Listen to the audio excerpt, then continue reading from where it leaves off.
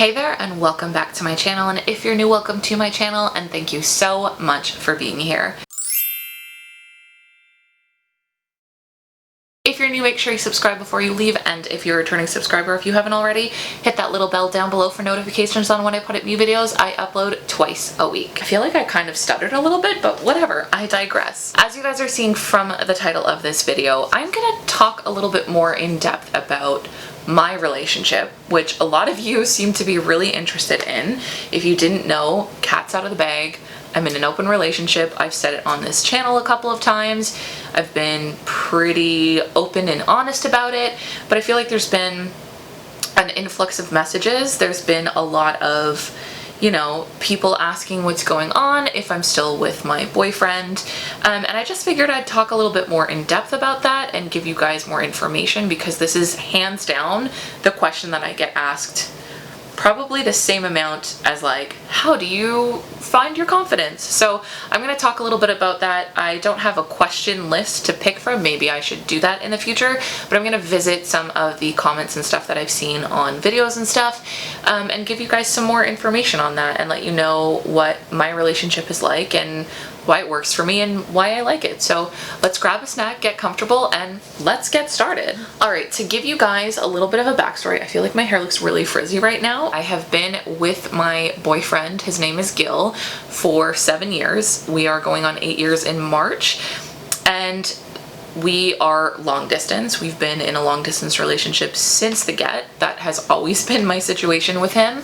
And we were not always open, but about maybe like a year to 2 years in, with the distance and just with the way that my boyfriend is, it kind of came to a point where it was like, we are either doing this or we're not together. And I know to some people that could seem sort of like an ultimatum-y type thing. Like, it wasn't. It was more just on his end, him kind of coming to a realization about who he is and the way he is, and the way that he loves and the way that he wants to love. And at the time, it might not have been something that I had familiarity with, because I loved him so fiercely at the time and felt like everything outside of this one difference was just working so wonderfully that I wanted to give us a shot and see how it would work. So fast forward to 7 years later, we have had many a trial and tribulation, but I feel like for the past 2-3 years, we've really found a good stretch. Like, we've really found our footing, and we've really learned what works for us and what doesn't work for us. So the first question that I feel like I want to touch base on is, people have asked things like, what's the difference between being open and being poly? What does your relationship look like? I feel like people have sort of asked like, well, does this happen and does this happen? And I just want to like make it clear that every single person who decides to be open or poly, everyone with their primary decides what that looks like. And for us, I feel like that's ever changing and ever evolving. And that's something that stays between the two of us, is decided between the two of us. And I feel like it's not that much different between two monogamous people who have their own set of guidelines or have their own definition of what their relationship looks like. For us, we see other people and build connections with other people very similar to the connection that him and I have together. It took me a little bit of time to understand if that was something that I could do. I felt like prior to this relationship, I was very, very monogamous. And in ways, I definitely feel like I'm more monogamous leaning than my boyfriend. In the last couple months or so, I've realized the capacity at which I can love and the capacity at which I can open my heart. And I feel like, much like you have multiple friends, for me, every friendship that I have, every person in my life that I have, we have different things that we get together on, different things that we bond on, and different things that I do with them. I just want to make it clear that I'm not saying anyone needs to live their life in any specific way. If this is not for you, that's totally fine. But I would hope that you could have the same, at least basic understanding, that even if it isn't your way of being, that if it works for somebody else, then there's nothing negative with that. You know, I feel very blessed and happy to know that, especially during what's going on right now, I am so far away from my partner, but I'm still able to have the connection that I need here and that I want here, that helps me and that sustains me and that fulfills me. Because if I didn't have that, I feel like I'd feel a lot lonelier. And I'm not only saying this because I'm trying to fill some like lonely hole, but it's just like every person wants and deserves love. I just went on a tangent there, but basically all this to say that our relationship is determined by what works for us and what doesn't work for us. We're still very much together. Another question that I get pretty often is, am I only in an open relationship because of the distance? And when and if Gil and I move in together, will that change? I think that I felt very differently about that throughout my entire relationship, but in an effort to be as honest and open with you guys as possible, the place that I'm currently at in my relationship with Gil is that I don't feel like us living together in one house in the same country would change that. He's developed connections, I've developed connections, and they're very meaningful to me.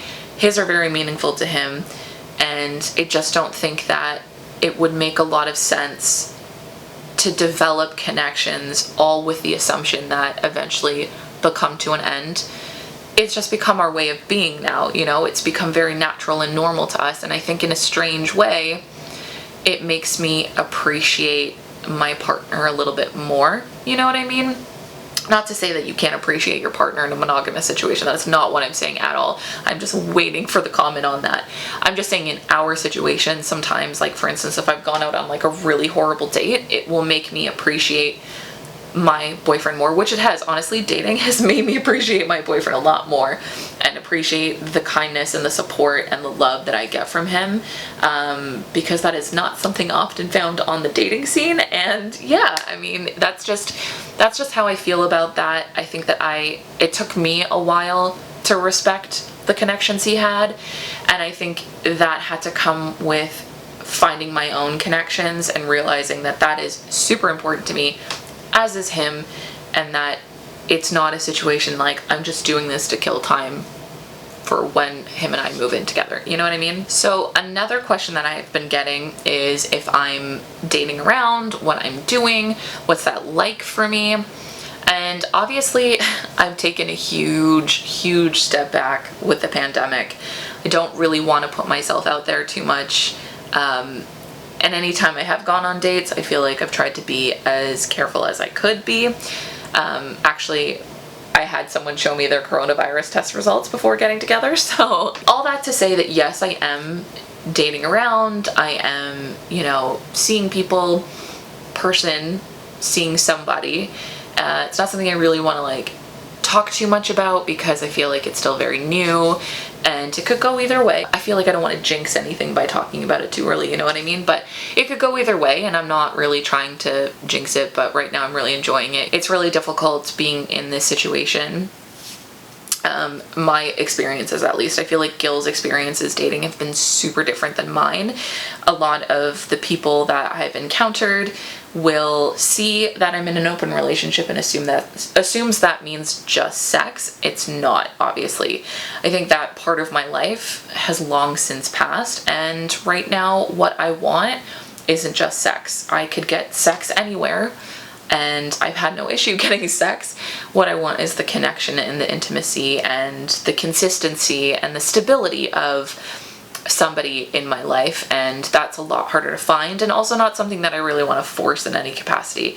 I don't know about you guys, but have you ever been on dates where you just feel like you could go either way with this person, and you're like, I could like force it and continue seeing them and maybe it'll get better, or I could just accept that like spark wasn't there and maybe it's just not a worthwhile investment. So, you know, that's kind of been like a lot of my situations as of late, and it's just not something that I really like feel like putting any energy into, even in just conversations, to be honest with you. A lot of the conversations that I've had have just been like this isn't gonna go anywhere, this isn't working for me. So that's my experience with dating right now.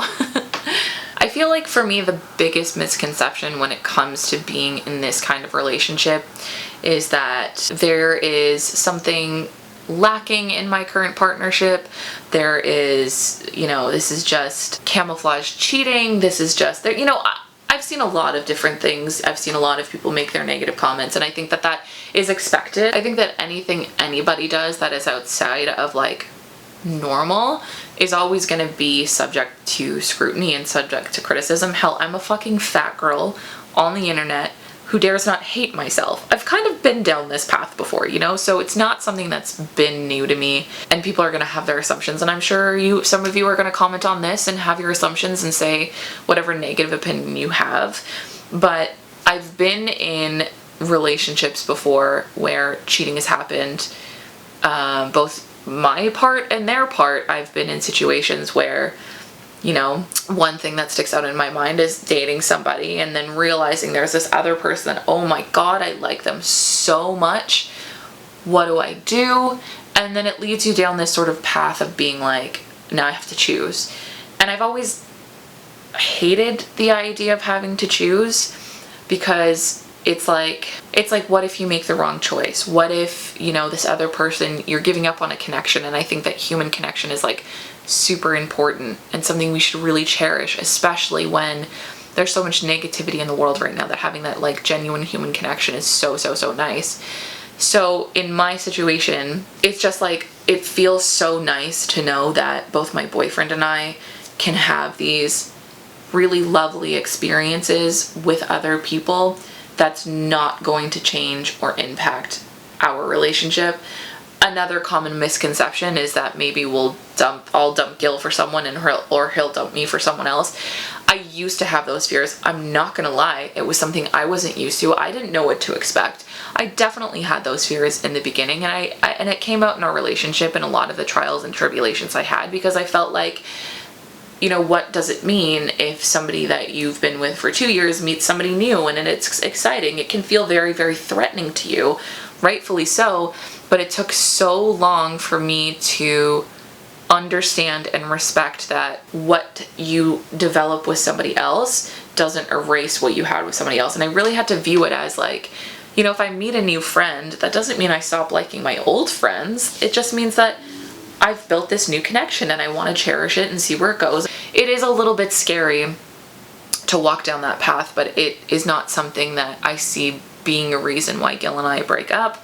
If Gil and I are ever going to break up, it's going to be for just us not working as a couple or whatever issues we might have, and that will be its own separate issue. But I just don't see it being as a result of somebody else or meeting somebody else or what have you. So I want to talk about jealousy. Because jealousy is something that a lot of people have mentioned, that I couldn't do this, I'm super jealous, like if my husband did this or whatever, or if I wanted to do this, my husband would feel jealous. And like, you know what? Fair.